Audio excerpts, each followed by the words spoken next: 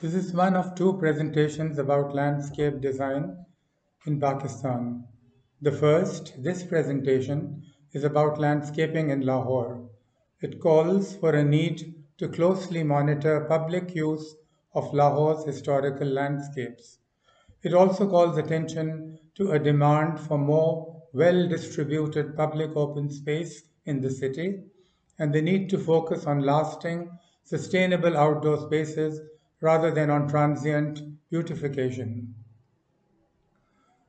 Pakistan's range of tropical to temperate climate zones enables an enjoyment of all four seasons in a variety of landscapes, from the rugged northern highlands dotted with forts and settlements to the arid tableland of the Baluchistan Plateau in the west, and from the foothills of the Himalayas through the plains of central and southern Punjab down to the coastlands of Sindh. Landscape, as cultural expression, embodies both Pakistan's historic garden traditions as well as the country's cultural landscapes that describe community engagement over centuries with the region's natural and cultural heritage. Both forms of cultural expression need safeguarding, but formal designed landscapes are particularly vulnerable to population and urbanization pressures, especially urban infrastructural development, as manifested at the historical garden sites of Lahore. Cultural landscapes, ideally managed by local community groups, are better protected. Both kinds of landscapes lie along historic passages of movement across land, but the rivers and waterways that were transportation arteries once were also sites of natural and cultural significance. The River Ravi, once a transportation channel and a recreational amenity providing sites for many Mughal gardens of Lahore, was gradually lost to public consciousness, suffering first from the decline in flows that drastically affected its ecosystem functions, and more recently from the construction of the city's ring road, which condemned this lifeline of the city to its periphery to be a permanent dumping point for the city's sewage. A number of livestock farms and informal settlements that sprung up in the last few decades along the River Ravi now form the river landscape at Lahore, and the vegetation that once lined the river banks has disappeared. The Ravi River National Park, a proposal funded by the Asian Development Bank, was conceived in context of a recent debate to claim the riverfront for real estate tycoons or to develop it as a public open space. It was with the latter objective in mind that I was commissioned to prepare a landscape proposal at the Ravi River site, a project on which architect Alia Ashraf of Lahore and I worked jointly. The Ravi Park was conceived as a location for constructed wetlands that would filter the discharge of nalas, enhance biodiversity, and serve as an educational resource. It was also intended to be a venue for diverse public gatherings and sports, an opportunity for revegetation of the riverbanks, a nature sanctuary, and a means of integrating the surrounding cultural landscapes. Together with the Ravi site, other sites in the river basin, notably those with nalas, were proposed as potential public open spaces. The site at the confluence of the Hadiara drain and the river Ravi is one such example. Lahore, Pakistan's cultural capital, combines the old and the new. The alleys of the walled city are still animated with old bazaars and punctuated with squares and grand old mosques, the Badshahi and the Wazir Khan mosque courtyards remaining the spectacular landscapes that they once were.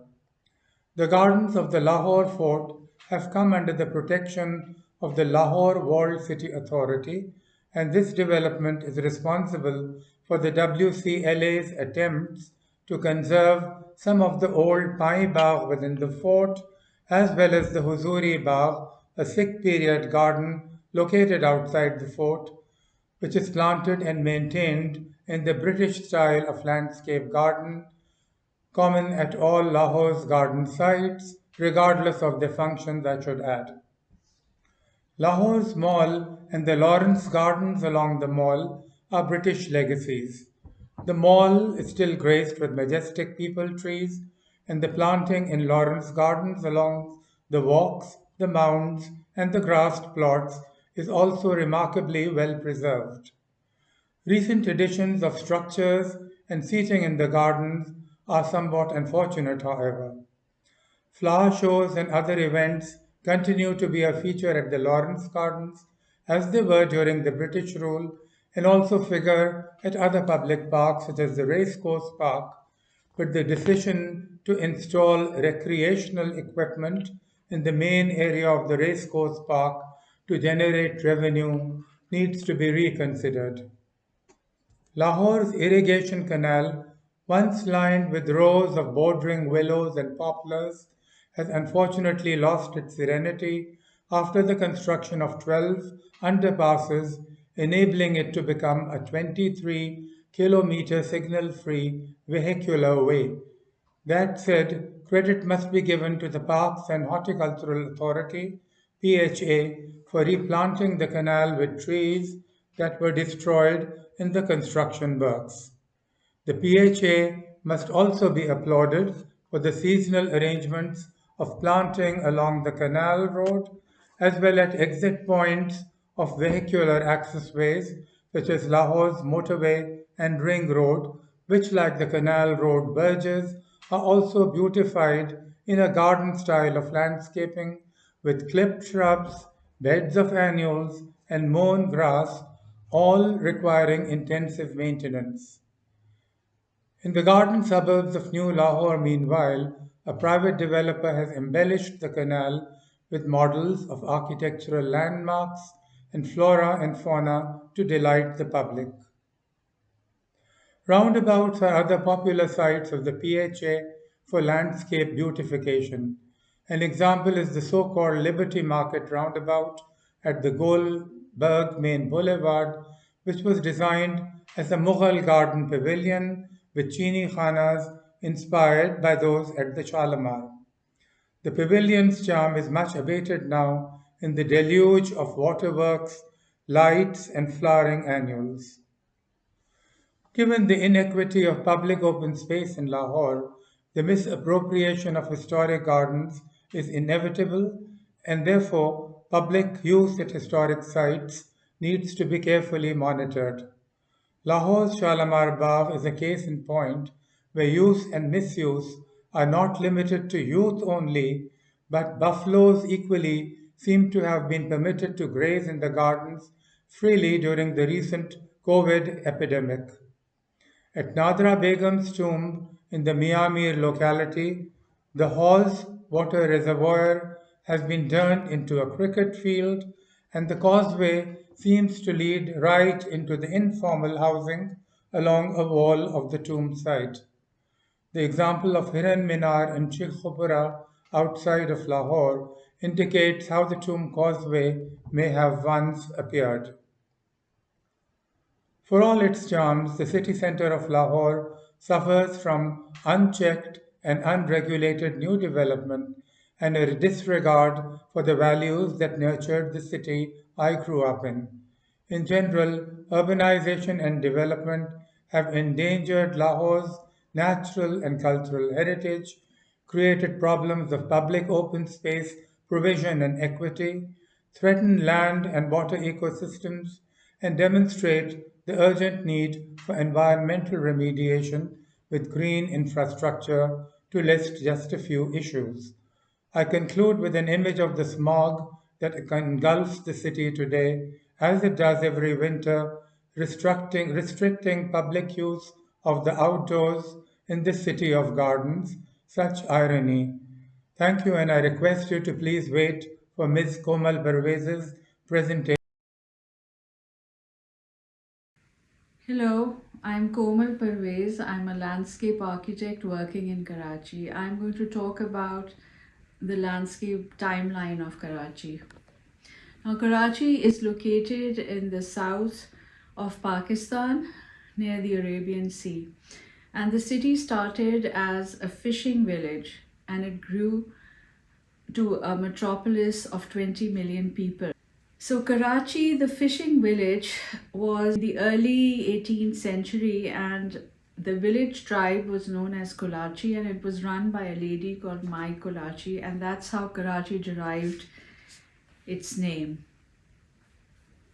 In 1795, the Talpurs seized Karachi from the Khan of Kalat, and the Talpurs were patrons of art and architecture, and they made the Menorah fort and traded with Oman and Bahrain. The very prosperous Sayyid Pujumal came to Karachi after a family dispute, and he describes Karachi as an unattractive place, a rocky desert which was fit for only grazing animals. So the town continued to grow, and there were two prominent gates called the Karadar, which means the salt gate, which faced the sea, and Meetadar, which faced the Liari River. The British occupied Karachi in 1839. The Menorah fort was reinforced and the mangrove and caper bushes were cut down. The labor was paid by dates from Bahrain and Oman. Now, the British built a town away from the natives, and it was in a grid-like manner with large residences. The commercial area and the housing were oriented north-south, and the law courts and the St. Patrick's Cathedral were oriented east-west to form a cross. In 1869, Karachi became the largest exporter of wheat and cotton in India, as it was the first port of call for trade coming via the Suez Canal. It also gained importance as a strategic military town for the British intervention to Central Asia during the First World War. So the town's prosperity was reflected in its art and architecture and landscape. Karachi was part of the Bombay Presidency. Sir Lloyd was the governor of Bombay, and his wife, Lady Lloyd, visited Karachi. The lady fancied walking to the sea. Prominent businessmen, Mr. Katrak and Mr. Kotari, stepped forward and financed the promenade to the sea, and the Lady Lloyd Pier, the bandstand, and the pavilion. Now, these features in the landscape represented Karachi as the city by the sea. Karachi's businessmen also made many other institutions. They constructed colleges, schools, and hospitals. Now, one of the most famous colleges in Karachi is the DJ Science College, which was funded by Dayaram. And we can see the date trees and the tamarind trees in the old photograph. But in the new photograph, there's an absence of trees, and we can just see ornamental fountains in the picture. So another important and iconic building of Karachi is the Empress Market. The Empress Market had a brutal history. The sepoys in the British government rebelled, and they were executed by cannons on this very spot.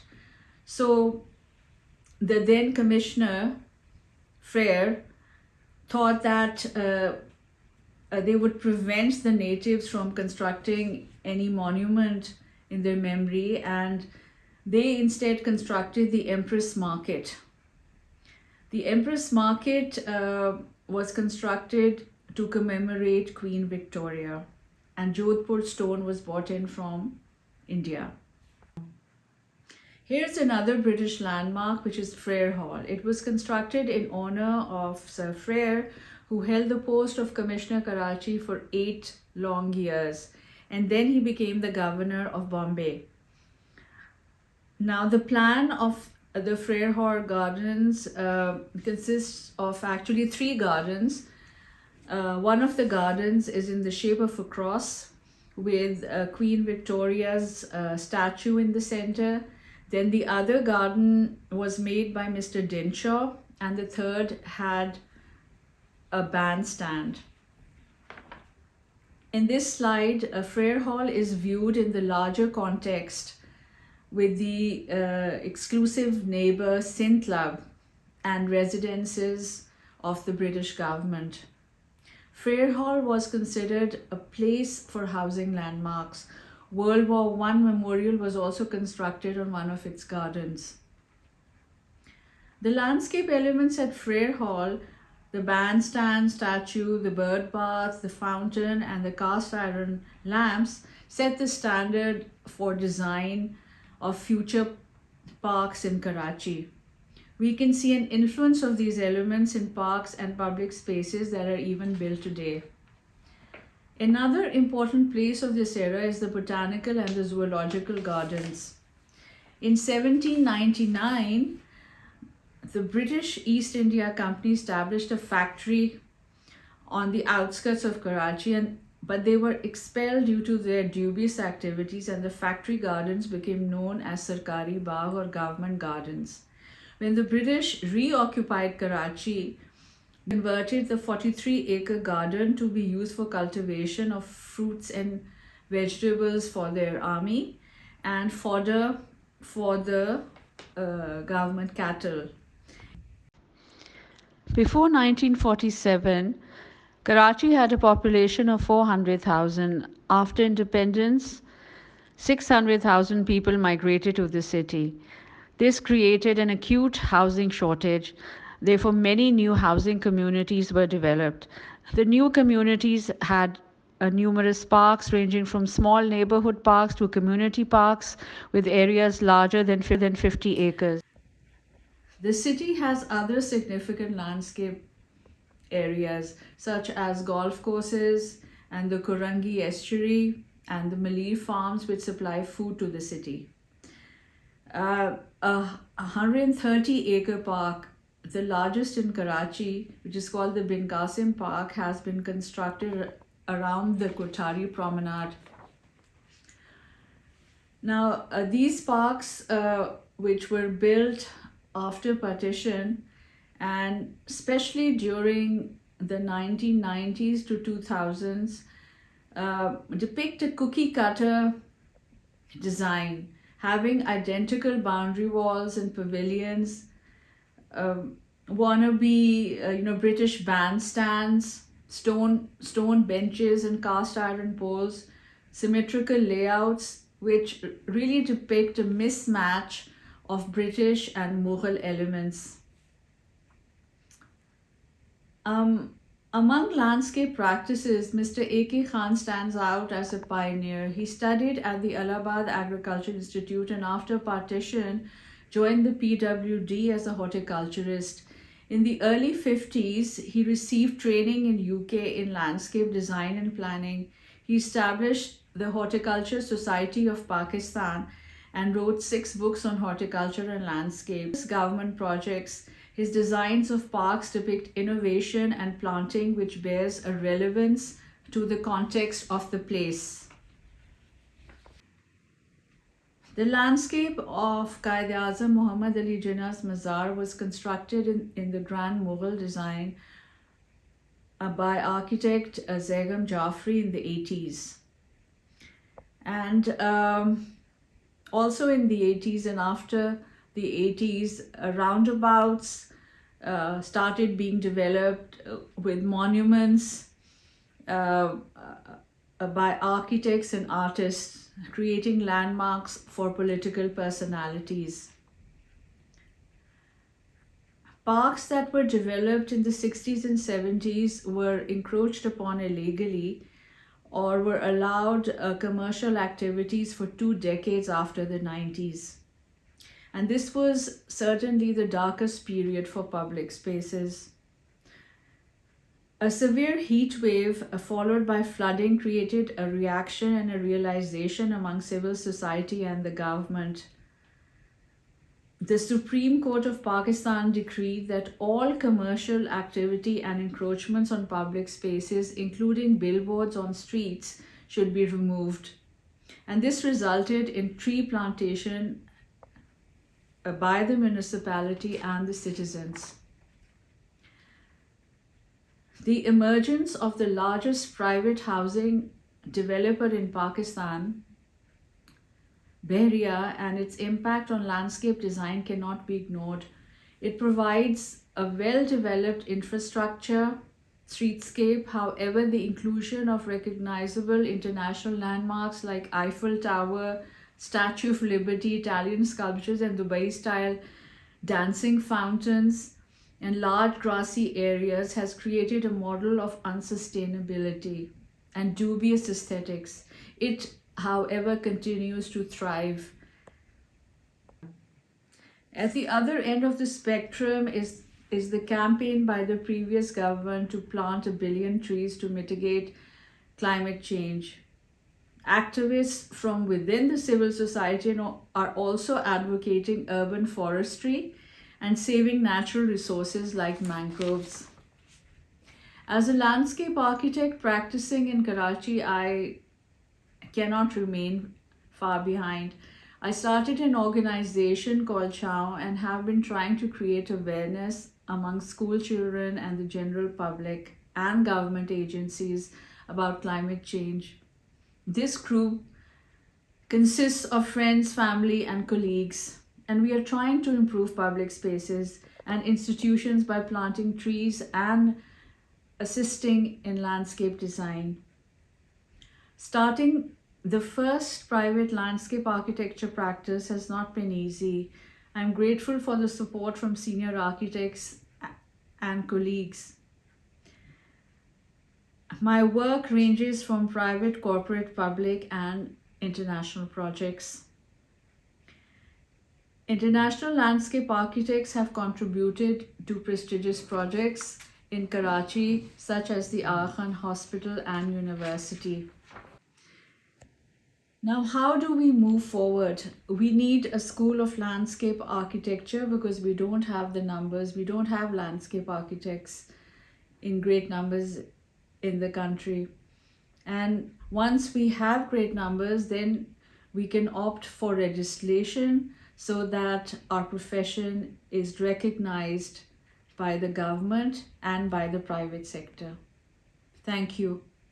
I hope this gives a sense of what landscape architecture is in Karachi and in Pakistan.